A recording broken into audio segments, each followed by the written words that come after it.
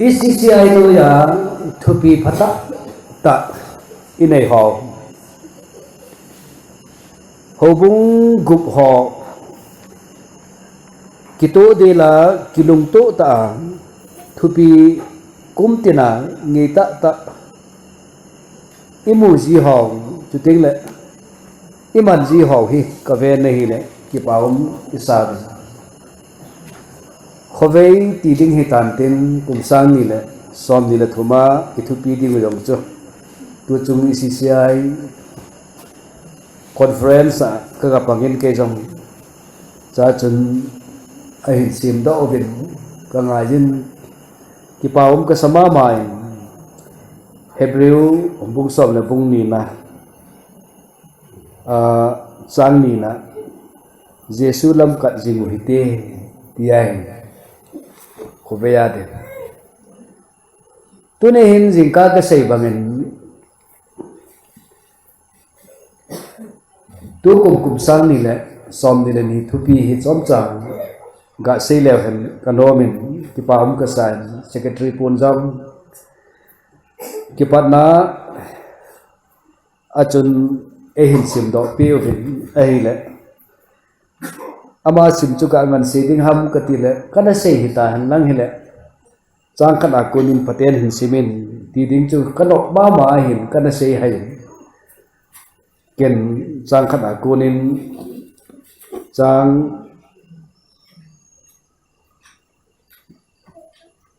ni jan hi kin simin ka tin na hon bible chai hon pheng mai sang khat le hi no ya Isaiah bung som nga le di sang khat sang ni ki pain la san wo chi nga cha nei lo cho je jun la san lang ha ta in ho samin nang ma naw so na thu khalo lai izenemiti le akiwa umnu chate chu jipa neinu chate sanga tamjading ahi tin pakai jin aseye napon bu so namun ke lenin lang na chen napon dal cheng se chu ki phajal sa in na khaw jang ho chu nungzel hi in na khom ho chu phutet jingin sang thum rong hin sim su nga ling ka ti izena mi ti le nang ma zet le ya ne ki the jal ding na che tha hon nam tin vai pi alova da tha thipsa ko pi jong chu mihim ahim chen sa ding wa hi pathine na thu isim do ho ibon chawa dingin phathe bo pe taw hen chang phata ta ho hi ilam kai ho vin kum thu pi dingin ehin sim pe ji vin amang hon aki to zo ji hi in ahi le aphamo ma ma jin ichang dei khan hom dung zu ja icha thilo naw tamta om thei ji ji in phamo ki sai to chana hi kumthupia isia yin inei ho hi aphalo khat zong ka hepon ai bang ai ho zo hi i phaji hi bin i bible chang ho i kum thi pi ding wa i chi pi ding wa i lam thlong wa i zui ding wa ho lom ta ho jam ki zui khil ji ka ma a hi tai i pa chu i sei do nom zo ai sei dong ka sei nom ji in hi zong ai hi in chu kho ma jing ki thon pi dinga lam kai hot ai pi ho ki thon pi thei lo ba yum phat ti ngule in ko jong he se di thei ji lo hi ka ti no min ai ade den nang hon Giêsu lung put chu nezun ti bang chu alo pi dan chu phamai san hi lo ai nang hon Giêsu lung put chu nezun ti chu Giêsu to equivalent ki ba na khat nei ding khoma Bible chang hai ai ama wang i chon na ho i khan na ho i benai le Giêsu to ikika thei dan dan hi te hoi hi zilo wai hi zia chu ha sam na tam ta in nei kha ji wai hi ade de a mi hon jong ehin sin moji na ho Christian khat hi a Christian ti chu ipitina mi tia le Christa nungzui tia hi chu denomination wa imanu ahi ngalen hizia chu yo hilla a Christian nung ki zui ki lo a Christa nung ki zui ki lo aman thil pha bol le e hon thil se ki bol ji ta ti ho bang e ho aum phating le mi ve tinga jong Christian ki hi ji lo wai chu zia chu e ho ko ma hi thil di be se lo jong tam pi pi ai lo vai le kilom lo ta ho jong tam pi pi isu do ji na ahung hi do ji na hi le ham sit ta e khalo ji ta bi na hi so pite ho thil khat au mi na hi kidam ta hi Mahatma Gandhi chun ipena sayam mitya le I liked your cries but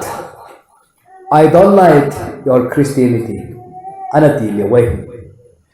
napaka Yesu Christa nun le khan thu sei ho chu ke man jang ka de jin ai wangin na ho Jesu nung zui te nahi na pa wang ka dei poi anati ai hi ama hi Hindu kulmud ho hin ai wangin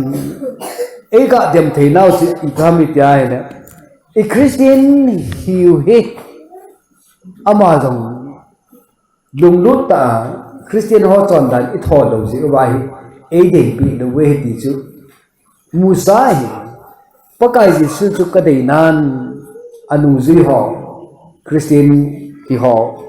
hi ka dei poi hi nai atu ti dingai le e ho we phanai na di na lo ha mo e ho we phanai ai bang ho dar di poi ti na hi ki ta ya chu tu nya hi ki padilan la san vo achinga chanei lo la sa ta na ti cho singin lang cha nei jong la chun la san so je jun lang la sa jing tan atiai Isaiah thiên cao có mà thu hung rung ấy thì số bị té ho thiên cao thu in sei phát tinh lệ hồi à con nào hung ham thì cho nó bùi bị khá nó tê bắt cái bắt thiên in thu ấy hình bị gì ấy hata in samin nang mà nào số nát thu khá lâu lại izene mi tì lệ akiva nu cha te chu azipa nei nu cha te sanga tam zading ahi tin pakajin asire pathen lo pi hanla so ai ki kai mang ho ai nei pu le ai nei pi te ho an khom hi hen lang he zong le o ven ai nei pu te ho khom ho sanga zong sa nei in hau ding hi je tina hi zia chu na pon bu sun mun hi ke lenin lang na chen na pon dal chang se dong su ki phazal sahil pathen lo pi han lan e ho wangin I pon bu ho dong hi ki zal zo lo chuting le I chen nau pon dal ho dong su ki phazal zo lo a hi I het chit ding wai hi je parachut ihin ki khai te mo le a khau umo hi chol ye long kho min itian lang ile pun chu azal thejin a khaw hi hoilam khana kaput gamlan alim hi atam dem eti jing la ya ei hon pathinai dim det na jong ki nei be se lo mi ho hin pon bu son ji jong ke heji lo ba ti teng chule a khaw jong hi hin ki jil dok loi ji ei hi lo ham hi hin da nu tu che hi he zia chu e pon bu son hau jong ki di ta ki thel ki sujal ji lo hoya ko naw ham iti le tunin hilai ka hi them chakhat kaga iga se no mu chu I phami ta le stable mind ki nei lo lung thim nga na de che ki nei ji hi ai hi le khaw zong chung hin ki zil lut ji ta chu e bible chu ni pise ya mi ti ai hi le na khaw zong chu nung zel hi in atia hi e ho wangin a khom zong ki phot det ji lo I khaw zong lo chu hin ki nung zel loi ji tan I ham thil neu chakhat I ge la hi le sha da na ki nei nom hi ta banga chu te I hi kha ji je wa hi I malam zo sia hi ki boy ji hi ki pa chu ka sei nom khat ai ki ni nei ki dang tai je pathin thu jong hi isei wa ma ba ki ngai dhum hal thei lo ki ngai du da ji lo I ngai ho jong hoi lam ni su ham jong ki he ji ta lo hizia chu Sodom ne Gomorrah jeng jong chu su manga ding lai da Abraham in Lot chen na Sodom ne Gomorrah ko pi chu a it ma hi pizene me tela panga pa che na hi ja chu pakai ban til tenin keini hin Sodom ne Gomorrah chon set chu keini pakai ko ma hu hlungin pakai jin asumang dinga ehin sol na hi tia thu seipe ding pha ha phalo ti akbo lai ta wang pakai ban til chun ana seyin amai pathenin nam len ta asim ding a hi ngalin kachi na thon ding hi ka het sa ngai je atiai a het sa la jin ana seipe ram ta nei le Abraham aum thim thei ta pon pakai ban til te ni chu adel to win ven tunin Sodom ne Gomorrah chu su se dinga hungkon nei than nei ta hi le vetemin midi le migelo agoma na tha che a midi le migelo chu ki ba sa dinga bol da hil jeng le chun kati atiai patel lo pi helam ki dang ta hi adi ho cho di nei koi pe in lang adi lo ho cho na nop le sumangin ti na to ki ko ai hi ja hi ja chu pathi le nga pakai pai he nga ataw tan hi ti na se ni nei lai se pompi tu tara adi a tan lo ding ham ati le pakai jin adon bodin keiman Sodom le khopi midi ho zala kahu do ding ai ti za phanin mi som nga bang adi ta hen lang hi le som nga zala chu som nga ho ngai dun na chu khopi chen na su bang te ya pha ha pakai ban tilin mi som nga akimuwa hi le ama ho zalin khopi te ni hi ka su bang lo ding ai hi ati ai aba na chun Abraham alung thui kitan ti ham tin som nga chu anda thing hi tale ti chu agelin hi je chun adon burkin vetenin isentin mi som nga hin na ding chu ngan sam tale mi ngain ki bata hen lang hele ina lo ding ham ati ai pakaya than pakai ban til chen sei kin nei som nga hin na ding ngain sam jong le som di langa kinai som di langa chu kamuai le ama ho zala chu agam pom pi chu kasu manglo ding hi ati ai alung agel kinin akingai ton aven ahila somli hitale som thum hitale tina hung kiem su suin achai na kayan som khat mutele chun la ati ai pathin phat dan chu som nga akuna som khat chan hung nim ta ki awang chun Abraham alung asai ma mai ipizena mitia hila lotte insung chu asate nito amani lu ba to hitele mili hitan asalu ding te ni ji pate ni to hong ya nang le mi gu hong hita abanen jong ama ho chun loi le hu insa insang ho koma pathin ta san ding dan pathin ho ding dan chu anai hi ta hanang le som chi thing ma tan te tiai ama wang som jong chon na ling de ta pon azi pa ding te ni acha te ni nunga te ni ji ding te ni je jong chu aga ko sanin ahile amani chun ato dan agel sanin amani jong chu zekai ta in thanin amani jong ahung zaw tan poi tiai hi che bai bu chang hi bena le mi nga hi jong le sing lo lai hi hi je chu pakai ban ki che do lo jun a chu ti lo wa hi le agami ka su mang tha ding hi tai nang ho pum puma tiai ta hi je chu ama ho chu pui do hanin apui do lan phanin amanin nakin so theina ding ovin zam do lo jun hung zong hung ki nung hei hi lu vin lang ati ai chu teng le phai cham dung a jong ke bang pa hi lu vin thing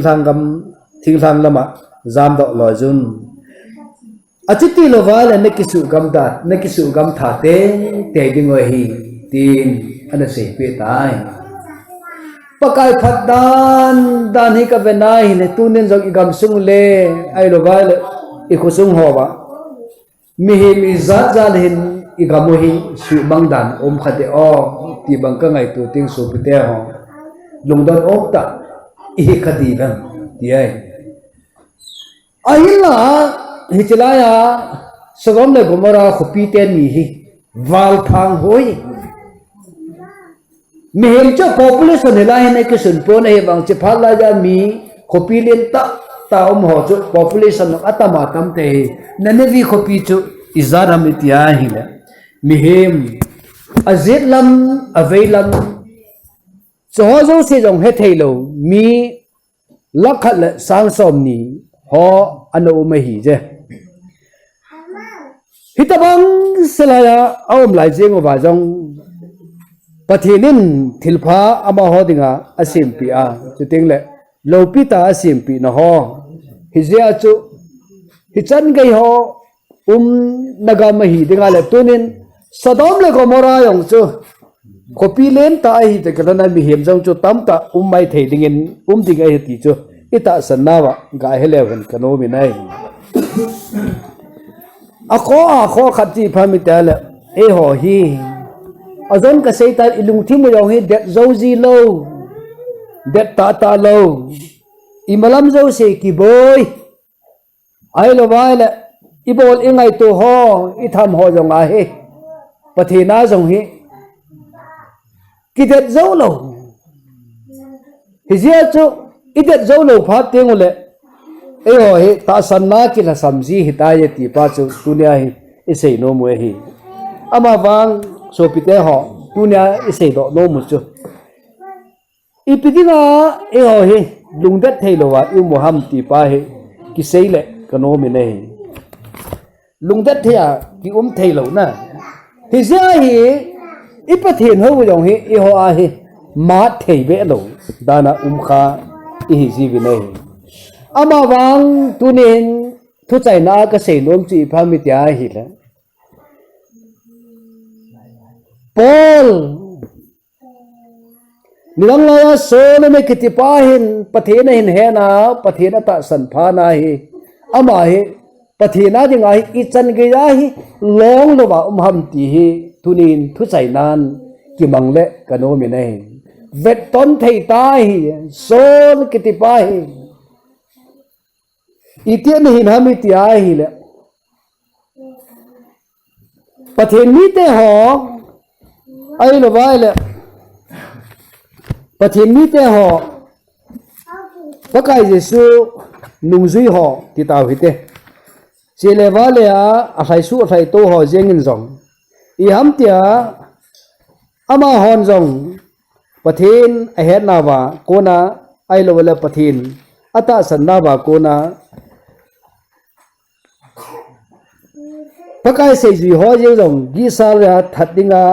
hai na lai pa tiu hi te ai wangin pathin a muwa pakai jesu damaska ko pi pa ma pakai jesun awa a asal lu zeng la ya kona pathin ta san na a hin ne ya kona a ki khel ta lo dan he tu ni hin ga ve lo hen ka no ba hi je e awang iping thau bin ai lo ba le I malam zo si a buthing sen ni mu e wanga ilung thi mu hi ki stable lo cho ki det zo lo hi cho idin na ayong kiting zang thei lo kiting so thei lo wa hi ya tu na ping tha ho jingla thai le aloi ho to ki mu tu ki na hi le abol be bol ho mi hi ki nu ve ne a kho I ve ne bol wang chu pakaya dingin ading zang thei o ading so thei ka ti ai edi samale li kum a hitan hi de chu Bible chang na vet no mai hi le korin thot khat na bung som le bung nga chang ko na chun hitin na se na hi keima so cha hola adum pen kahin pathin hobung mi te kabol set je in sol cha min puting in zong pe kilom hi be jing in hi anati ai kineu sata pathin ho pa bol za din pathin ni thang wau be na hi ewa kian lang le ki sei phanban yong ki di mintin imama hi ki boi pi tending ka ta sanin ama wang tuna pol hin ka venai le kom so ngalali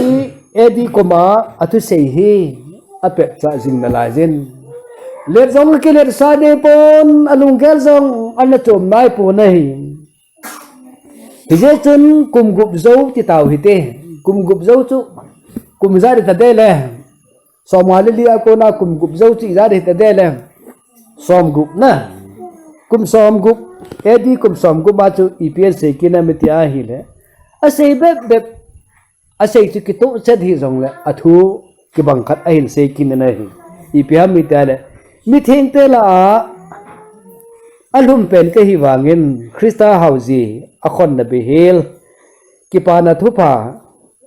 hi chidang nam dang te hi nga sei phung na ding lung set na e ki pen la jin hi ati ai pathin do pi han lang kum kum a chetan ama hi kilet salam jong apau pon ai lo wala hi chi phala jin ke man pathin ka na hovin tu wang ka ho nom ta pui jong ati pon hi chi phala jin ke ma ni phata ka hin tu wang zu ka don tai jong ati de ta pon ai lo wala vanoya nop sa na laman ne thei ne mon kanen pakai lam long kadon ta poi ti de pon ai wang kinew sa long thim chu opposing jeng na la jin ache bangin ache na la ya ti chu imu thei do lu che hi jem abana achai na ke ya dingin kum som gup le kum li edi som gup li achun hinge som gu ma ji chu a henom hon fc bung thum changge na hi tun kum lia che be kita na hi le edi som ngaleli akona som gup chan chu kum gup a hin som gup li chan chu in gop kina le kum som a thing ta ya kum som ong le na hi timothy sor khatna bung khat cha som cha nga chi pe se mi tia le son sem hu hing tinga Jesus Christa van noiza ahung hi ta sandinga thingset thu hi ya ahin la chon se te hola keima ahui se pen ka hi anati ai pathen lo pi han lang se lo ki se papon tuteng la lung tha nan jong anei de phon a hi be min a che sing the hi ka benai le tu lai ho Christian ho to wang aki khet na ve o kati ai yo tu lai Christian te chu kum som ping tha kiti bang chu tem tem talo hi chu kum som sunga khat ve ping tha mala a kum som sunga som ve ping tha ki gam ji chu ala chu chu don ta the ai na de o a hi lo vai le ta san thei ta ai na de o ti bang chu ige lai le lung don om ta hi ji ai hi ji chu ingai tu ai le imi hi na ho ai lo vai le idin dan ho hi phát tai ngày tu ai hi le ven mi boi te hi le i hin dan wa jong ki hin du da thei lo i chon ding ba jong ki chon ta thei lo i hin khu hi pakai gia đình à khát về nã trăng sa này phía dòng lệ à dình tiếng lệ ki hui draw kip thei mi i hiu hi i về này là nam vang seta Christian vang seta ki hizia chu tu ni hin vele chun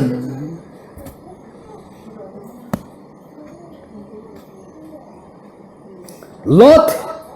te in sung thu chu thêm chắc khát conclusion adingin ka veki level thing lang na mawang kaldo zo tapu ving kati izene mi ti ale man tha da chun ei lap dingo hi tai ati chu azo lo dingo hin sei tai izia chu pakai ban til te ni koma chu athum ti phami ta thing lang lam pe wang chu kaldo zo lo dingo hi man tha nan ei lap dingo hi tapu vi nei hi je chun abai lam chakhat na hilai jahin ka kisu ka jam do theina dingwin nei lut sa ta vin tin ana sei ta vin nei ati chum hi je chun pakai ban til tenin zong ngai lut na nen ta in chu chu ana phal pi in khopi na sei zong zo su bang da tang ka te kin lo zan lang hi ko ba ko nin zam lut lo vin tin phal na khat ana pin hi je chun khopi min chu zwar ana ki sa tai ati chok zwar khopi cha lut pha do wa chu thing la lam kal do zo te hi zong de zwar khopi lut ding lo chu na phal pi ta wing ka te ama wang thai ju ben lang je win hung zong hung ki nu he ti tai pathen ta san ji lo ho pathen tu se ho that ta ipozo ji lo hong hi ka banai na nung ton om ta te mi wang tu i hi mo mong hi tu tu ni hin vele chun min hi chan chu abanu ba hin mana van til te nin hin ro do ta hi lai chan chu hin ro do ta hi chlaya na ya khupi chan wang khu hi hen lang thing hang lam wang hi da hen ati ti lo wai le thing hang lam pe nei ti wai hi le ke ho jong hi ka ki su bang tha khong ding wai ki so cha zo lo ding hi tia ki zo chok pa kai ban til tenin a phal pe nunga ama ho a che ba hi chi khopi alu ding kon sa khanawa lot in nei pi min kinung hai in tinana na chu ga kinu he kita hi zia tu kinu he pha na chu ipi hung ta mi ta le chi thang la so den tai ati chu gan thei ta pathinin alung se na ho jong ilung thima hi pakai pom dan a hi lawai le pakai thu e pi ho jong ikin thei lo ji wa ki thi pi tho ji cho hi cho hi banai le so pi te ho lung don om ta mi te hi wa hi ye chun tu nia jong hi ko banai le i kho i veng ho jong hi pakai leng ka ma ding ha i zat hin